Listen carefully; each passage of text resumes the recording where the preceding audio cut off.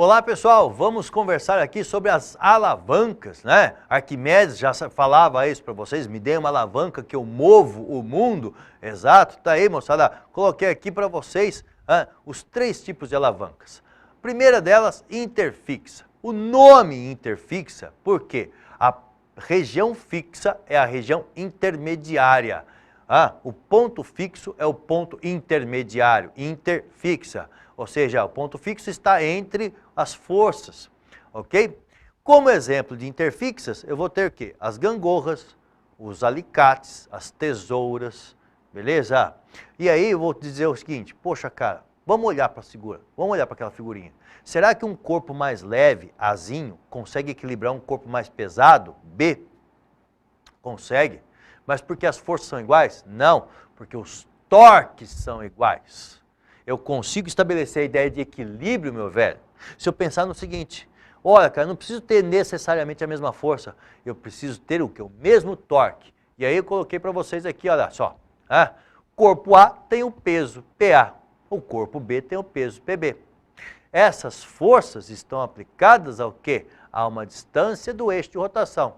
Então, a força peso PA está a um braço BA do eixo de rotação.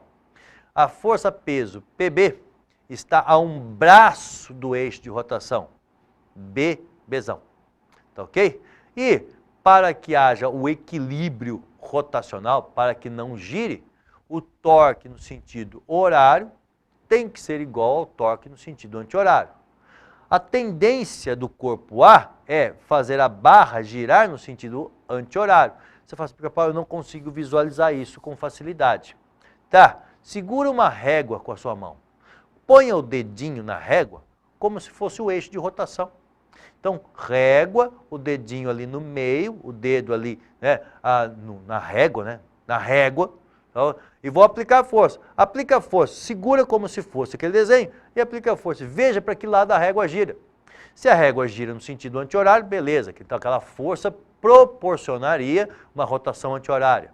Ora, e o peso de B no sentido horário?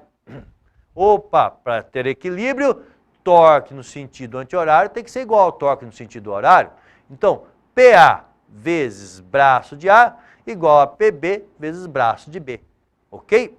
Assim eu tenho a situação de equilíbrio rotacional. Evito a rotação.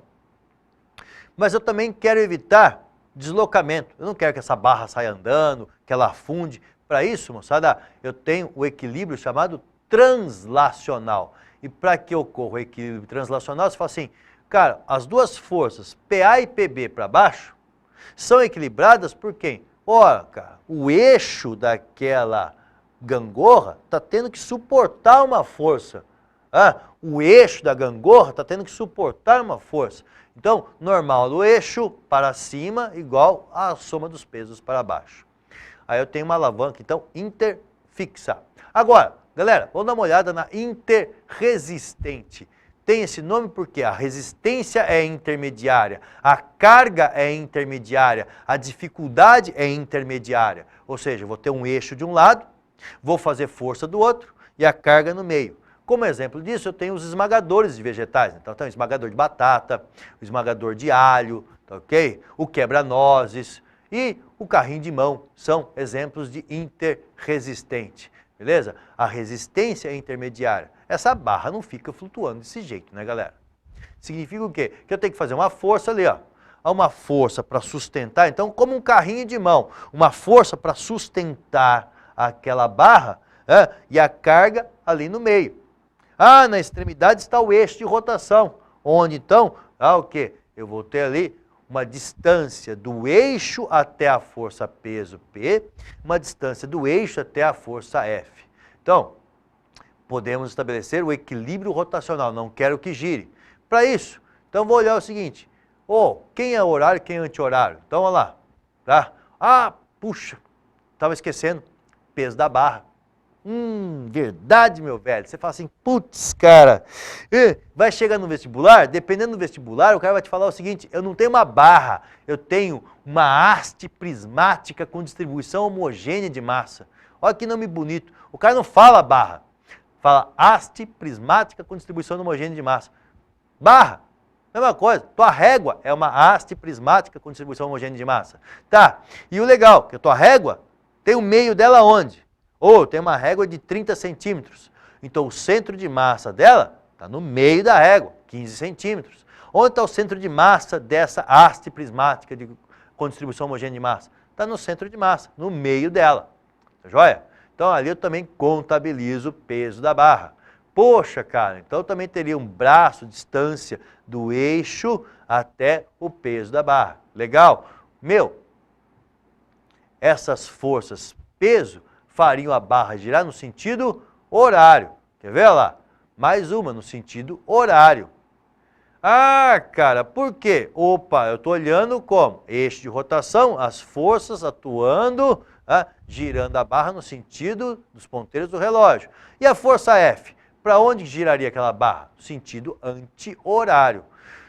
Para não girar, então, rotação horária tem que equilibrar a rotação anti-horária. O que gira para um lado tem que ser igual ao que gira para o outro. Então, peraí, torque no anti-horário, F vezes BF. No sentido horário, eu vou ter quem? O peso da barra, que multiplica quem? O braço. Qual que é o braço do peso da barra? É metade do comprimento da barra. Então, L sobre 2. Tá joia? E, cara, você fala assim, e o peso do corpo P ali, né? Então, P vezes o braço da força, peso BP. Opa, dessa forma eu tenho, então, equilíbrio rotacional. Não gira. Mas eu também quero evitar que se desloque. Então, eu quero equilíbrio translacional. Para ter equilíbrio translacional, o que vai acontecer? Então, lá, moçada, a normal no eixo mais a força F, equilibrando os dois pesos para baixo. Por que a normal no eixo é para cima? Porque, poxa, vamos pensar no carrinho de mão. Eu estou fazendo força para cima para sustentar o carrinho. O peso está aqui no meio, o eixo tem que suportar aquela barra. Então, o eixo tem que fazer uma força para cima, ok? O eixo tem que aplicar uma força na barra para cima. Assim, fazendo o quê? Mantendo o equilíbrio translacional. Que alavanca é essa, então? Interresistente. Última alavanca, moçada, interpotente. Olha, quem são? São as articulações humanas, são as pinças, onde a carga, moçada, está na extremidade. Opa, então, moçada, como um braço. Olha lá, a articulação dobradiça, tá aqui. Olha, tem uma haste, vou colocar uma carga na extremidade. E aí o que vai acontecer, meu velho? E aí eu vou fazer força onde? Força muscular. O músculo pinçando aqui, ó, seu braço, num ponto intermediário. Então, interpotente, a potência, a força é intermediária, está entre a carga e o eixo. Dali, ó, força entre a carga e o eixo. Poxa, o peso, a carga, provocaria rotação no sentido horário. A força F provocaria rotação no sentido anti-horário. E com isso, para eu ter o equilíbrio rotacional, você vai ter então o quê? Poxa, cara, no sentido anti-horário, F vezes o braço da força, que é a distância da força até o eixo de rotação. No sentido horário, eu tenho o peso P e o braço da força peso.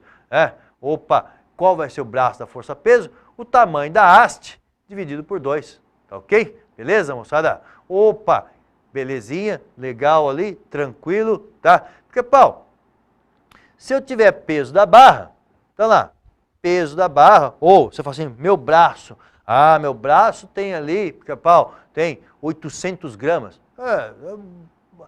Porque meu braço é braço de Popeye, meu braço tem 3 quilos. Poxa, cara, bração, o peso do seu braço pode interferir nas experiências. E aí você fala assim, poxa, se essa barra, que é seu braço, interferir nas experiências, então, o peso do seu braço vezes o quê? A distância da força-peso até o eixo de rotação. Onde está o peso do seu braço? Onde está o peso da haste? No centro de massa, na metade da distância, na metade do comprimento da barra. Por isso foi colocado ali para vocês, olha lá. Poxa, sentido horário, eu posso contabilizar peso daquele corpo vezes o braço da força-peso.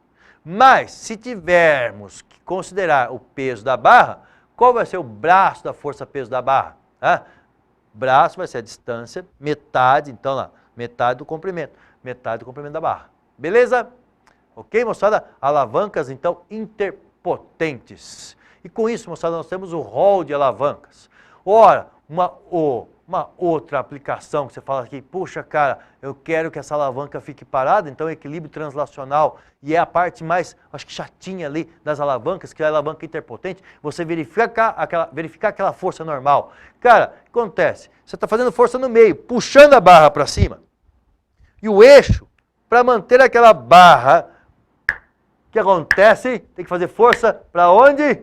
Força para baixo. Então lá, normal mais o peso equilibrando a força F. Legal, moçada? Temos aí então as alavancas. E eu tenho uma técnica aqui para aplicar para vocês, moçada, para passar para vocês, chamada escada apoiada. Ora, cara, nesse esquema aqui eu vou ter o quê? Cara, um conjunto de forças atuando sobre aquela escada, sobre aquela haste apoiada. Eu tenho normal e atrito, certo? A normal e o atrito atuando ali num ponto de apoio. No outro ponto de apoio eu tenho uma normal da parede. E o peso daquela haste no meio, no centro de massa da haste. Ora, para resolvermos essa situação, né, quando você tem dois ou mais apoios, eu vou adotar um dos apoios como eixo de rotação. E vou falar para vocês, qual que é a dica? Adote o apoio de baixo. Por quê? Porque adotando o apoio de baixo, eu elimino duas forças. Porque elas vão estar sobre o eixo. Ok? Ah, mas vai girar, Pica-Pau? Não, não é que vai girar. Como se fosse girar, adota-se um dos apoios como eixo de rotação. Tá ok? E, com isso, eu vou ter duas análises. A análise da dinâmica ali, de forças. Ora, cara, lembrando uma frase que nós já conversamos anteriormente. Vertical se relaciona com vertical. Grandezas verticais, eu relaciono com grandezas verticais. Grandezas horizontais com grandezas horizontais. Portanto, nesse corpo extenso, tá? As forças não estão no mesmo ponto, não são concorrentes, mas vertical eu relaciono com vertical, ou seja, o peso P vai ser equilibrado pela normal do chão, ó, normal NC, tá lá, P igual a NC, vertical com vertical. E horizontal, eu vou equilibrar com horizontal, a normal N da parede, equilibrando o atrito com o chão, horizontal com horizontal. Beleza? Se eu adoto, então, um ponto de apoio e o ponto de apoio eu adotar o chão, por quê? Porque ali eu já elimino duas forças sobre o eixo de rotação, eu vou fazer, então, procurar o que agora? Opa, eu não quero que a barra saia do lugar, eu vou procurar equilíbrio. Então, fazer o equilíbrio rotacional. Mas, qual que é a vantagem? Duas forças desapareceram. O NC e o atrito estão sobre o eixo de rotação, então não participam da equação de equilíbrio rotacional. Do equilíbrio rotacional vão participar quem? O peso P, que provocaria naquela barra, se ela girasse, rotação no sentido anti-horário. E o N da parede, que provocaria, se a barra girasse, rotação no sentido horário. Ok? Olha, então vai ficar força-peso vezes o braço da força-peso, distância da linha de ação até o eixo de rotação. E depois, NP,